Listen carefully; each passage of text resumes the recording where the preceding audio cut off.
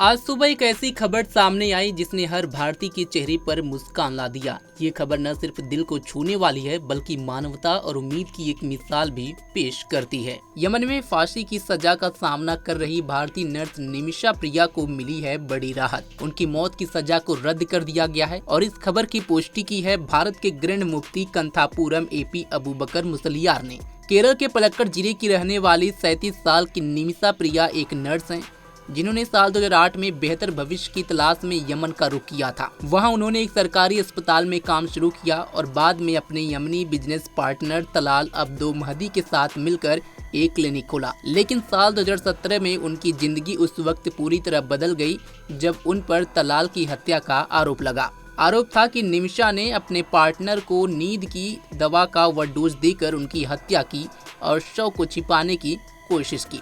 निमिषा के वकील ने दावा किया कि तलाल ने उनके साथ शारीरिक उत्पीड़न किया और उनका पासपोर्ट जब्त कर लिया था, जिसके चलते निमिषा ने ऐसा कदम उठाया। हालांकि तलाल के भाई ने इन आरोपों को खारिज किया। साल 2020 में यमन की एक अदालत ने निमिषा को मौत की सजा सुनाई और 2023 में यमन के सुप्रीम कोर्ट ने भी इस सजा को बरकरार रखा। 16 जुलाई 2025 को निमिषा को फांसी दी जानी थी। उनके परिवार, जिसमें उनकी 13 साल की बेटी मिशेल और पति टॉमी थॉमस शामिल थे, ने यमन में हूती अधिकारियों से उनकी रिहाई की गुहार लगाई।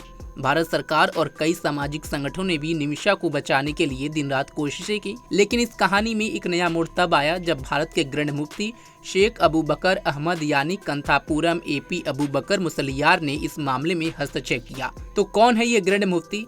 94 साल के शेख अबूबकर मुसलियार केरल के कोझिकोड जिले के रहने वाले हैं और भारत के सुन्नी समुदाय के सबसे बड़े धार्मिक नेताओं में से एक हैं। 2019 में उन्हें ऑल इंडिया तंजीम उलेमा इस्लाम ने भारत का 10वां ग्रैंड मुफ्ती चुना था। वे इस्लामी कानून के विशेषज्ञ हैं और सामाजिक कल्याण व शिक्षा के क्षेत्र में भी उनका बड़ा योगदान है। मुसलियार ने यमन के धार्मिक नेताओं और सूफी विद्वान शेख हबीब उमर बिन हाफिज के साथ मिलकर तलाल के परिवार से बातचीत की।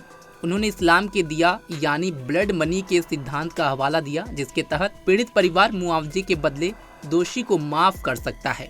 उनकी कोशिशों का नतीजा ये रहा कि निमिषा की फांसी को पहले स्थगित कर दिया गया और अब यानी कि आज 29 जुलाई को ग्रैंड मुफ्ती के कार्यालय ने ऐलान किया कि निमिषा की मौत की सजा को पूरी तरह रद्द कर दिया गया है। ग्रैंड मुफ्ती ने अपने बयान में कहा, इस्लाम एक ऐसा धर्म है जो मानवता को सबसे ऊपर रखता है। मैंने यमन के विद्वानों से संपर्क किया और उन्हें हालात समझाए।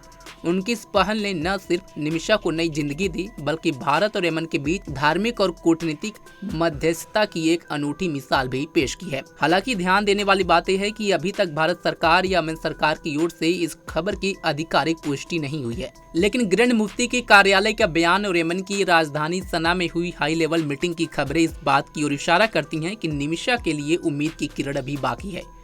निमिषा की कहानी सिर्फ एक व्यक्ति की नहीं बल्कि उस हौसले, विश्वास और मानवता की कहानी है जो मुश्किल हालात में भी रास्ता निकाल लेती है। निमिषा की मां प्रेमा कुमारी, उनकी बेटी मिशेल और पति टॉमी इस वक्त यमन में हैं और वे तलाल के परिवार से बातचीत कर रहे हैं ताकि ब्लड मनी के जरिए माफी का रास्ता निकाला जा सके। और इसी के साथ ही निमिषा की भारत में वापसी की भी जल्द ही खबर आने की हो सकती है। फिलहाल इस खबर पर आपकी क्या राय है? कमेंट बॉक्स में हमें जरूर बताएं।